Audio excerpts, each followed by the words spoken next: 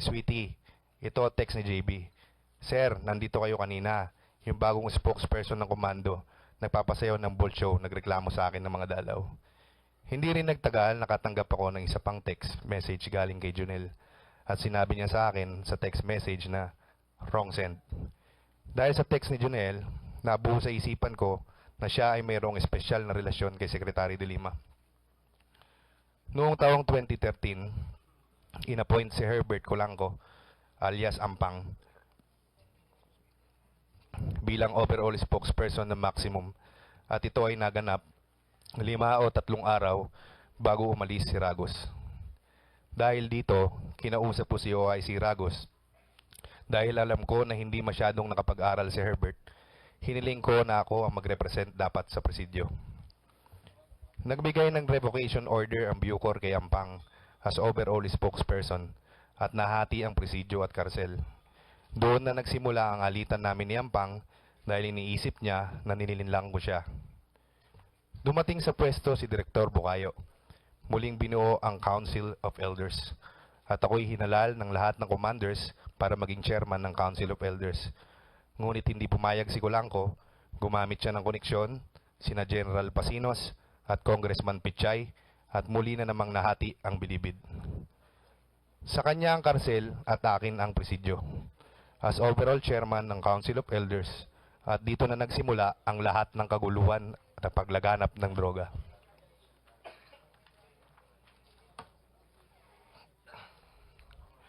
Halos lahat ng Chinese drug lords ay nakikipagnegosyo sa mga drug traders na Pilipino mula Luzon, Visayas at Mindanao na nakakulong sa Maximum Security Compound. Si Clarence Dunggail na isang dating pulis na nakakulong sa Maximum Security Compound ay nagbibigay ng tulong sa mga Chinese o mga Filipino drug traders na nahuhuli sa labas kapalit ng pera o suhol.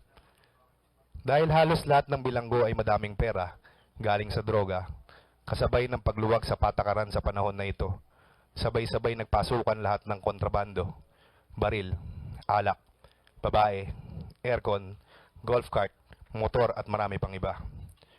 Isang gabi ng panahon ding yon, nagbarilan ng pangkat ng Sige-Sige Sputnik at Happy Go Lucky. At dahil ako ang leader ng presidyo, kasama ko noon si Commander of the Guard Magan at sa gitna ng putukan ay aming pinagtulungan awatin na nagpapalitan ng putok na nagsabing pangkat. Natigil ang putukan at nailabas ang mga sugatan. Ayon sa investigasyon, ang kaguluhan ay nagmula sa alitan sa sugal at pagbunot at pagpapaputok ng baril ng isang bilanggo na miyembro ng Sputnik. Ang taong ito ay nailipat sa medium security compound. Ngunit pakalipas ang 3 araw ay muling ibinalik sa maximum security compound. Dito na ako nagsimula na mawalan ng gana at tiwala sa Bucor. Dahil sa palitan ng putok na ito ay kumitil ng buhay ng isang inosente, isang pastor o bantay ng simbahan ng miyembro ng Happy Go Lucky. Dahil sa lagayan o korupsyon sa opisina ng Bucor sa panahon na ito, wala ng disiplina at justisya ang kapwa ko bilanggo. Dagdag pa nito ang pakikialam ni Secretary de Lima, katulad ng pag-transfer ng Brigada 9A at paraan ng pagdidisiplina namin sa mga kakosa at ang pagbartulina sa amin ng mga commander tuwing kami magrereklamo upang ayusin ang pagkain naming mga inmates. Kapag hindi sip-sip kay Secretary de Lima ang direktor, tulad na nangyari kay Direktor Pangilinan, ay tanggal kaagad. Pero kapag sip-sip sa kanya, kahit anong palpak, andyan pa rin. Ito ang dahilan kaya ako nag-resign bilang leader ng presidyo. Ako ay nanahimik at hindi na naging aktibo sa programa ng Bucor. At tumutok na lamang sa pamamahala ng Bilibid Television 3 na ang misyon lang ay makapaghatid ng mahalagang balitang kaugnay sa loob ng Bilibid, mga pulisiya na kinahuhukulan at mga impormasyon tungkol sa hanap buhay at entertainment. Sa panahong ito, saksi ako sa paglaganap ng katiwalian ng Bucor. Halos lahat ng mga lider ng mga pangkat ay sangkot sa illegal drug trade sa Bilibid. Ang aking kakosa, nakilala ko lang sa pangalang Direk, ay saksi na ang mga gang leaders at mga drug lords sa maximum security compound ay nagbibigay ng pera o payola kay Herbert Colanco para makarating kay DOJ Secretary de Lima sa pamamagitan ni Jonel Sanchez. Gusto ko pong linawin at pasinungalingan ang mga balita o paratang na ako di umano ay untouchable at malakas kay Secretary de Lima. Ang totoo po ay si Colanco ang siyang tunay na malakas sa Bucor at kay DOJ Secretary de Lima. Bilang patotoo nito, nagagawa niyang magpasok ng lahat ng kontrabando, babae, alak, mga matataas na kalibreng baril, mga mamahaling gamit, at magpasimuno ng iba't ibang sugal tulad ng dice, sabong, actual man at online at marami pang iba. Sa loob ng bilibid kung saan ang pustahan nila ay milyon-milyong piso halos araw-araw. Kasama na dito ang paggawa ng halos lingguang concert ni Colanco, kung saan nagpapasok siya ng truck-truck na beer at mga tao na galing sa labas ng bilibid upang manood ng kanyang concert. Taasan niya ring ipinagyayabang sa aming mga kakosa sa maximum na malakas siya kay Secretary de Lima dahil kapartido niya sa Liberal Party ang kanyang girlfriend na si Nova Paruhinog na isang vice mayor at ang tatay nito na si Mayor Paruhinog ng Ozamis City. Pinatawag ni Ampang ang lahat ng mga Pilipino na nagninegosyo ng shabu sa bilibid at kinukuhanan ng litrato kasama ang kanilang mga asawa upang kanyang ipapatay ang kanilang mga asawa sa labas sakaling hindi makapagbayad sa binibigay niyang shabu sa kanila. Ito ang dahilan kung bakit siya ang nasa top matrix na ipinesinta ng ating Pangulo. Kanya ring inuobliga ang mga Pilipino drug lords na bumili ng CD na music album niya sa kabuuang halagang 20,000 pesos hanggang 40,000 pesos kung kaya't nag-platinum ang kanyang music album.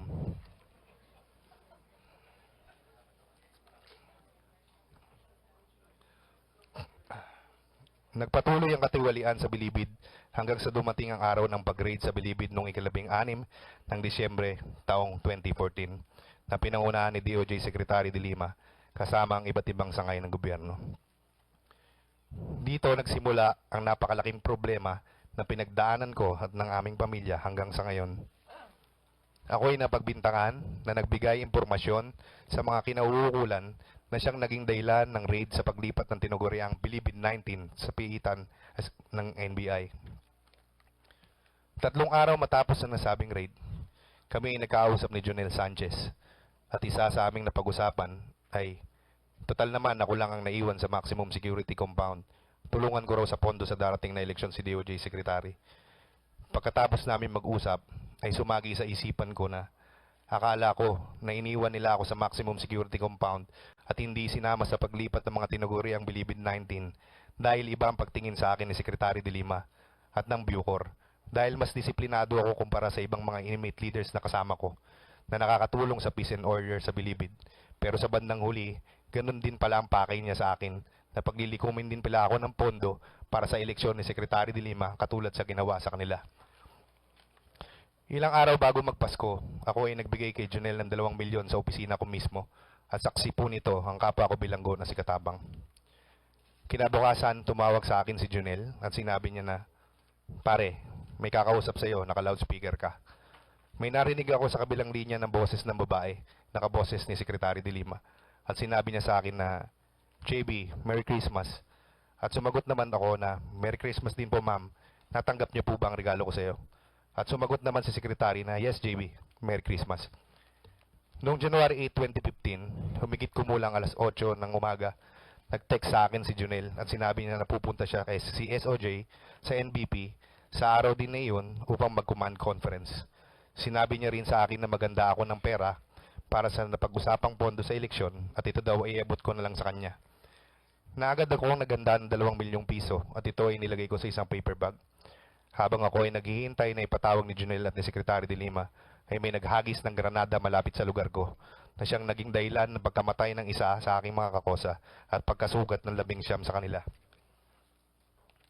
Noong araw din na yun ay dumating si Secretary de Lima at pinatawag niya kaming mga commanders at binigyan kami ng 2 oras na ultimatum upang alamin kung sino naghagis ng granada. Makalipas ng 2 oras ay pinag-utos ni Secretary de Lima na maliban sa akin, lahat ng mga commanders ng gang ay ilipat sa Bartolina. Na habang kaming mga commanders ay nag-uusap tungkol sa nasabing direktiba ng kalihim, ako ay sinundo ng isang prison guard at sinabi sa akin na pakitin daw ako sa opisina ng Direktor Bukayo dahil kausapin daw ako ni Secretary de Lima. Na pumunta kaagad ako sa opisina ni Direktor Bukayo, bit-bit ng paper bag na may lamang 2 milyon. Pagdating ko sa Director's Office ay sinabihan ako ng isang staff na antayin ko na lang si Secretary de Lima sa loob ng opisina ni Direktor Bukayo. Makalipas ang humigit kumulang kalahating oras, ay pumasok si Secretary de Lima sa opisina ni Direktor Bukayo.